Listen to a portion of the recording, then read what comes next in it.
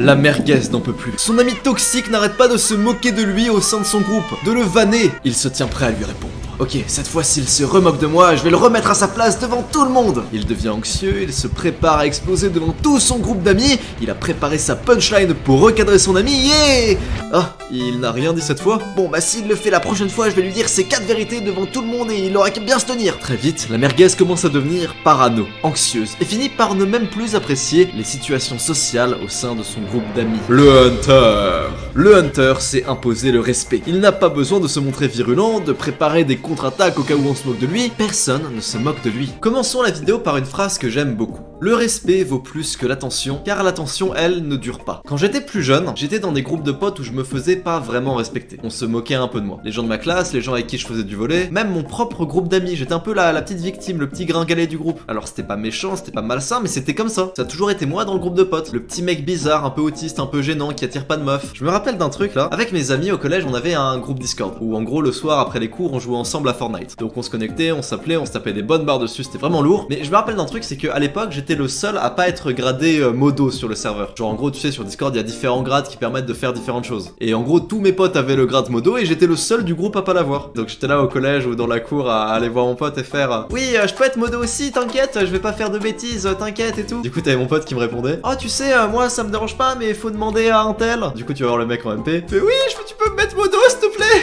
Et le gars répond pas. Et toi, t'es là ah bah il a pas dû voir, c'est sûr, je vais être modo et tout. Le collège. Je me rappelle même d'un truc un peu badant, une soirée où j'étais hyper mal. En gros, je m'étais co avec eux sur Discord et j'ai dit une vanne ou un truc gênant ou je sais pas. Et en gros, la blague à ce moment-là, c'était de me kick, genre de me jarter du serveur, de me virer. Et moi, j'étais là dans les MP, haha, pas mal la vanne et tout, vas-y, renvoie-moi une invite s'il te plaît. Donc le gars en MP renvoie une invitation, je reviens en vocal et je me refais virer. Je réenvoie un message à tous mes potes. Oh, envoie une invite, s'il te plaît, s'il te plaît. J'étais trop mal, j'étais en PLS. Et personne me répondait et c'était le jeu et c'était le fun. Au bout d'un moment, on me réinvite et je suis juste genre mute, je peux même pas parler en vocal. Donc j'ai quitté la conv, déprimé, le soir dans mon lit, les yeux rouges, en train de me demander pourquoi on me respectait pas. Et comme je le dis, ces gars-là, c'était pas des mauvais gars, des gars méchants. Pour la plupart, on est encore en très bons termes même. Puis voilà, on était au collège. Mais j'ai une question à vous poser. Honnêtement, est-ce que vous, à cette époque, vous m'auriez respecté? Genre en vrai, en étant purement objectif, est-ce que vous m'auriez respecté? J'étais un petit gringalet, le seul du groupe de potes qui s'intéressait pas encore aux meufs, et qui n'intéressait d'ailleurs aucune meuf. J'étais un petit geek dont un peu toute la classe se moquait. À chaque fois qu'il y avait des sorties au collège, en ville, avec toute ma classe, je me rappelle, j'étais le seul à pas être invité parce que j'étais un peu bizarre. Même d'ailleurs, les mecs un peu nerds, un peu bizarres, les autres nerds de la classe, eux étaient invités, mais même pas moi, pour vous dire à quel tiers j'étais. Genre, même eux sont invités à aller voir tel film, à aller au McDo, je sais pas quoi, mais pas moi. Personne me respectait réellement à cette époque.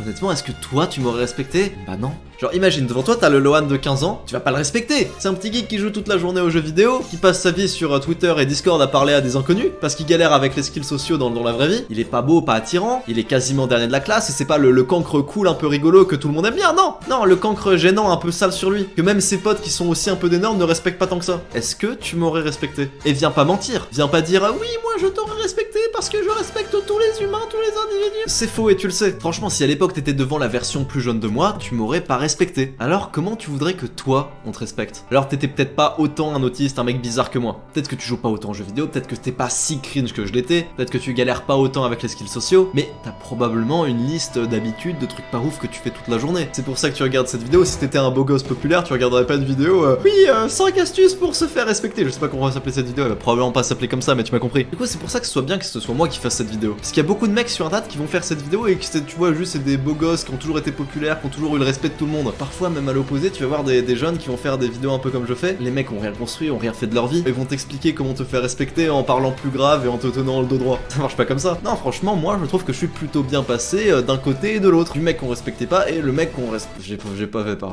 Ça fait tellement prouveur de dire ça. On me respecte quand même un peu quoi. Genre, je veux dire, j'ai quand même fait des trucs un peu stylés. Trash Bandicoot à 600 000 abonnés. Même cette chaîne là. Parfois dans mes DM Insta, j'ai des vocaux de mecs et de meufs quasi en pleurs qui me respectent et qui me remercient pour ce que je leur apporte avec cette chaîne. Et je dis ça, je suis même pas là pour faire le mec. Descends dans les commentaires de n'importe quelle vidéo, tu verras la même chose. Voilà, les gens plus ou moins dans la vie me respectent pour ce que je fais sur YouTube. À la salle, mes gym bros me respectent pour mon physique. Enfin voilà, s'il y a un mec qui peut apprendre à des gens comment se faire respecter, c'est bien moi je pense. C'est pas un chat qui a toujours été respecté et pas à l'inverse un mec qui ment juste et qui se fait pas respecter. Et c'est toujours un peu cringe de faire ce genre de vidéo, comment se faire respecter machin, parce que pour moi c'est gênant de parler de ça comme ça devant une caméra. Et t'as cliqué sur la vidéo, t'es en train de la regarder et en vrai ça t'intéresse. Donc je vais essayer de pas trop être cringe et de te donner les vrais trucs qui marchent. Le respect de tes pairs vient de 3 choses. 1. Ton niveau de confiance. 2. Ton niveau de réussite au quotidien dans différents endroits. 3. Ton identité, ta personnalité. Et t'as besoin des 3. Je te le dis honnêtement, tu peux pas juste en avoir un ou en avoir 2 et penser que ça va suffire, il faut vraiment les 3. C'est-à-dire si d'un côté t'as l'identité et que t'as aussi la réussite, mais que t'as pas la confiance en toi, bah on va pas te respecter. Et je sais parce que je pense que dans une certaine mesure c'était un peu moi à une époque. Donc premièrement, on augmente ton niveau de confiance en soi. Alors voilà, vous faites sûrement partie des gens qui sont là à demander ouais comment on fait pour être plus confiant, comment on fait pour avoir plus de confiance en soi. Il n'y a pas de secret. Pour être plus confiant en soi, il faut avoir des raisons d'être plus confiant en soi. Il y a plusieurs spectres de la confiance en soi, c'est-à-dire que dans certains domaines tu peux être très confiant et dans d'autres domaines tu peux être moins confiant. Et donc si tu veux être confiant en toi dans la vie en général en permanence, il faut gérer partout, il faut gérer dans le plus d'endroits possible. C'est-à-dire tu veux avoir confiance en toi dans les relations sociales, genre avec les filles ou avec les mecs, il faut pratiquer, devenir meilleur, être convaincu par les expériences que t'as passées de ton niveau. Tu veux avoir confiance en toi à la salle, bah faut être le plus baraque de ta salle. Moi j'ai confiance en moi en street workout. Je dirais pas que je suis excellent, mais je sais faire 2-3 trucs quand même. Le muscle up, le front lever, le drapeau, le handstand,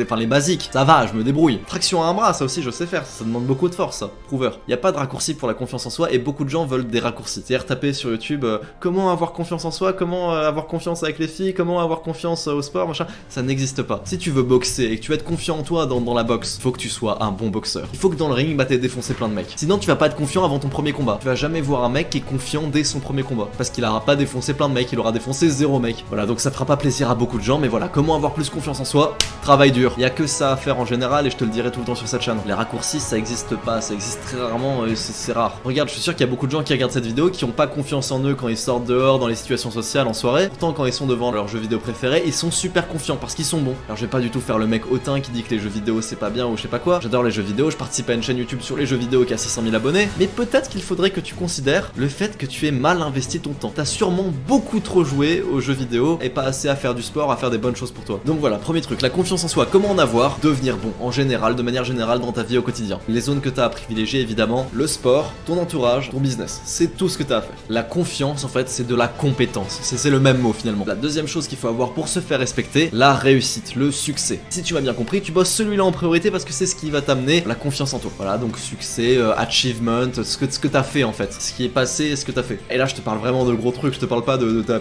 médaille de judo ou de karaté ou de ton rang diamant sur League of Legends, on s'en bat les couilles. Je te parle d'un truc, c'est-à-dire si tu arrêtes quelqu'un au hasard dans la rue, tu lui racontes, il fait ok, impressionnant, c'est pas mal. J'aimerais avoir la même chose que toi. Crois pas que tu vas impressionner des gens avec ton platine. T'es hardstock platine et tu vas impressionner des gens, tu te fous de ma gueule. Donc il faut que tu sois très bon quelque part ou dans plusieurs domaines. Et je te parle d'un truc où t'es vraiment très bon. C'est-à-dire des domaines où t'es le top 1%. Un endroit où t'as exterminé ta compétition. Parce que oui, on est toujours en compétition dans tous les cas. Donc que ce soit à la salle de sport, que ce soit dans ton business, que ce soit sur ton physique, qu'importe. Faut que tu fasses partie du top, du top, du top. Peut-être que tu fais des streams, il faut que tu fasses partie du top des streamers. Peut-être que tu fais des vidéos YouTube, faut que tu fasses partie des tops des vidéos YouTube. Peut-être que tu fais de la muscu, faut que tu fasses partie des tops physiques de ton vestiaire. Si t'as une liste d'accomplissements qui sont tous un peu ouf, franchement, il y a aucun monde où t'as pas confiance en toi. Si t'as la chaîne YouTube qui fait 600 000 abonnés, le physique avec les pecs et les abdos, le business qui tourne bien et que tu fais de l'argent, mec, il y a aucun monde où t'as pas confiance en toi. Parce que ça fait 3 domaines où t'es au-dessus de la compétition. Ça marche comme ça la vie, que vous le vouliez ou non. Enfin, la dernière chose dont j'aimerais parler, la personnalité, l'identité. Avoir quelque chose de fort. Et la personnalité, c'est pas uniquement comment les gens te perçoivent, c'est aussi comment toi tu te perçois. C'est ce qui va beaucoup jouer avec le respect de tes pairs. Qui tu es, comment tu te vois toi, c'est la partie la plus importante. Parce qu'en fait, comment tu te vois toi, c'est comment les autres gens te voient. Tout simplement. Ce que j'aime beaucoup dans le développement personnel et ce que j'aime beaucoup avec cette chaîne pour le coup, que j'ai pas trouvé sur les autres chaînes honnêtement, c'est que j'ai l'impression que les gens quand ils m'écoutent, je change un peu leur mindset, genre